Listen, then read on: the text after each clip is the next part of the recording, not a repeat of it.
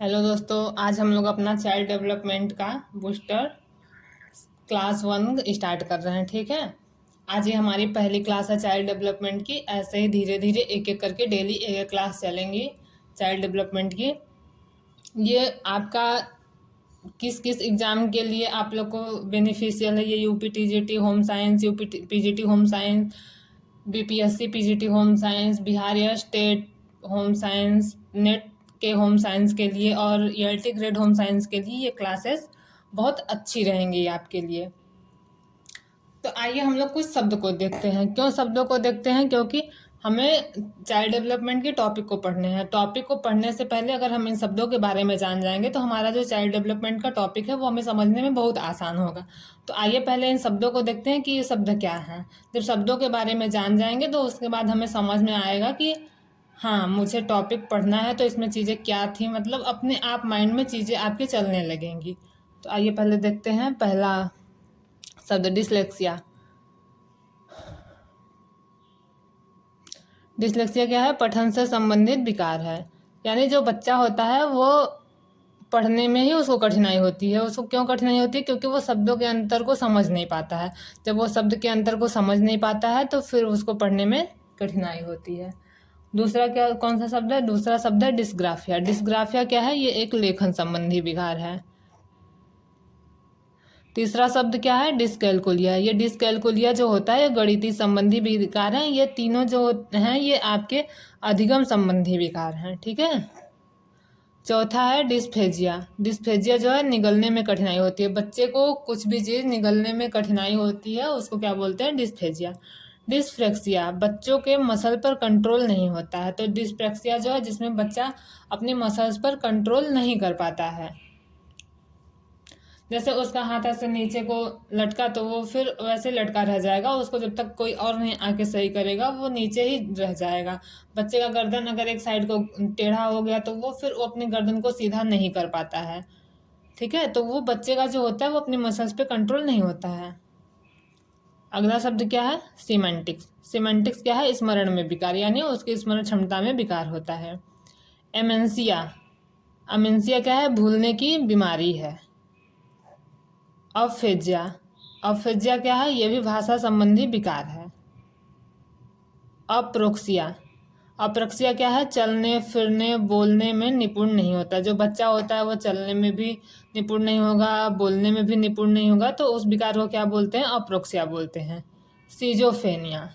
सीजोफेनिया कैसा विकार है? यह एक मानसिक विकार है, बीमारी है। ठीक है।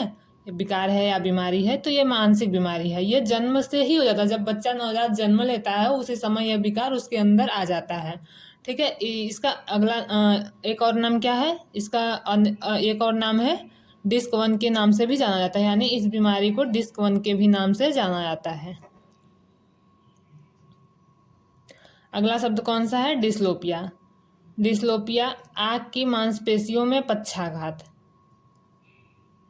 यानी जो आँख की मांसपेशियां होती हैं उसमें कमी होता है तो उसको क्या बोलते हैं? उस शब्द को डिस्लोपिया बोलते हैं। एसोफेजिया। एसोफेजिया क्या है? यह भाषा संबंधी विकार है। हीमोफीलिया। हीमोफीलिया क्या है? रक्त जमता नहीं है। यानी ये क्या है? ये वंशानुक्रम होता है हीमोफीलिया। इसमें रक्त जो ब्लड होता है वो जमता ही नहीं है। Anorexia nervosa. ये क्या है? एक ईटिंग डिसऑर्डर है। ठीक है। इसमें खाना कम खाना, यानी जो ये ज़्यादातर किसमें? ज़्यादातर क्या ये लड़कियों में पाया जाता है और ये ज़्यादातर किशोरियों में पाया जाता है। वो क्या करती हैं? जो अनोरेक्सिया नर्वोसा होता है उसमें वो खाना ही नहीं खाती हैं, बहुत कम खाती हैं या व्रत रहती हैं, तो उसको अनोरेक्सिया नर्वोसा बोलते हैं। ये ईटिंग डिसऑर्डर है। दूसरा क्या होता है? Bulimia nervosa. जो ईटिंग डिसऑर्डर होता है वो दो प्रकार का होता है, एक एनोरेक्सिया नर्वोसा, एक बुलिमिया नर्वोसा। तो बुलिमिया नर्वोसा क्या है?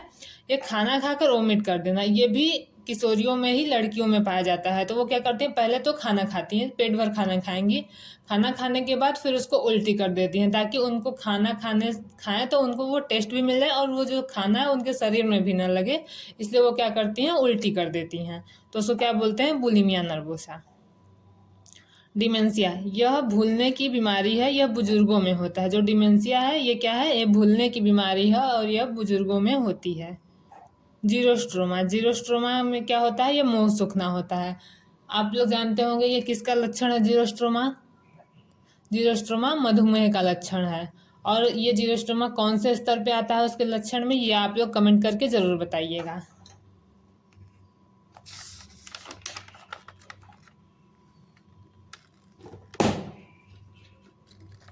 शब्द है वो डायरोसिस। डायरोसिस क्या होता है, पेशाब ज़्यादा आना, यानी जो मूत्र त्यागता है इंसान वो बहुत बार बार त्यागता है, उसमें पानी की मात्रा ज़्यादा होती है तो उसे डायरोसिस बोलते हैं। एनेरोसिस किसे बोलते हैं, बिस्तर गीला करना। पेशाब ज़्यादा आना डायरोसिस होता है, एनेरोसिस यानी बिस्तर गीला करना, यानी बड़े होने पर भी बिस्तर गीला करना। जब बच्चे छोटे होते हैं तब तो उनको टॉयलेट ट्रेनिंग नहीं मिली होती, वो बिस्तर गीला करते हैं, लेकिन जब बच्चे बड़े भी हो जाते हैं, जब उनको टॉयलेट ट्रेनिंग मिल जाती है तो फिर वो बिस्तर गीला करते हैं, तो उसे क्या बोलते हैं, एन्यूरोसिस। डिस्ग्यूरिया, डिस्ग्यूरिया क्या होता है, स्वाद में बदलाव, ठीक से स्वाद महसूस न कर पाना। जो स्वाद होता है वो बदल जाता है, उसको इंसान महसूस, बच्चा या कोई भी महसूस नहीं कर पाता है, तो वो क्या होता है, डिस्ग्यूरिया। लेकिन ये किसकी कमी के कारण होता है, ये जिंक की कमी से होता है। एकोप्रोसिस, एकोप्रोसिस क्या है, मल का बार बार होना, यानी कई बार जैसे दिन भर में इंसान 3 से 4 बार मल त्यागने जा रहा है तो वो क्या होता है, एकोप्रोसिस होता है। इसका मतलब ये नहीं कि उसे दस्त हो रही है, बस वो मल को बार बार त्याग रहा है, उसे एकोप्रोसिस बोलते हैं। हकलाना, स्टमरिंग, स्टमरिंग क्या होता है, बोलने में मुश्किल, यानी जैसे कभी कभी लोग हकलाने लगते हैं तो उसे क्या बोलते हैं, स्टमरिंग। बहरापन, म्यूटिज्म, कोमा में चले जाना।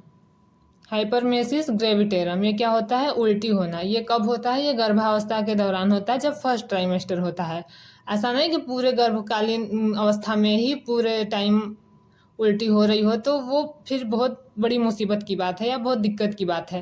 लेकिन फर्स्ट ट्राइमेस्टर में उल्टी होता है तो उसे क्या बोलते हैं, हाइपरमेसिस ग्रेविटेरम बोलते हैं।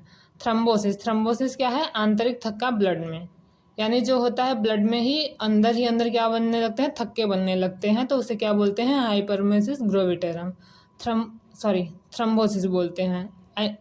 इंसोम्निया क्या होता है, अनिद्रा, ये अनिद्रा विकार है, ठीक है। प्री एक्लेम्सिया, इसमें प्रोटीन यूरिया और सूजन वगैरह हो जाता है, ये प्री एक्लेम्सिया, ये भी गर्भकालीन विषाक्तता है, ये गर्भ के समय ये सब बीमारी देखी जाती है। एक्लेम्सिया ये क्या है, ये भी गर्भकालीन विषाक्तता है।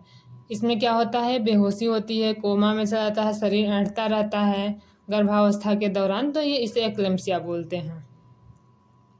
पैरानोया, पैरानोया क्या है, अत्यधिक संवेदनशील, यानी ये एक मेंटल डिसऑर्डर है।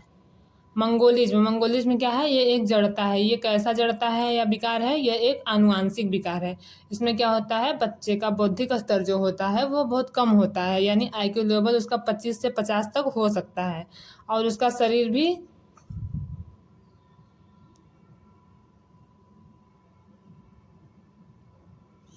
मंगोलिज्म जो होता है वो बौद्धिक स्तर और जड़ बुद्धि होता है।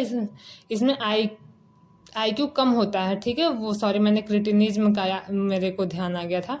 क्रिटिनिज्म क्या है, ये आयरन की कमी से होता है, और इसमें इसका IQ लेवल 25 से 50 तक होता है, और इसमें बच्चे क्या होते हैं, छोटे कद के होते हैं। माइक्रोसिफेली, ये क्या है, सिर शरीर की अनुपात में काफ़ी छोटा होता है, यानी शरीर के अनुपात में सिर काफ़ी छोटा होता है। जैसे कि शरीर और सिर का एक अनुपात होता है ना, तो उससे भी बहुत कम होता है।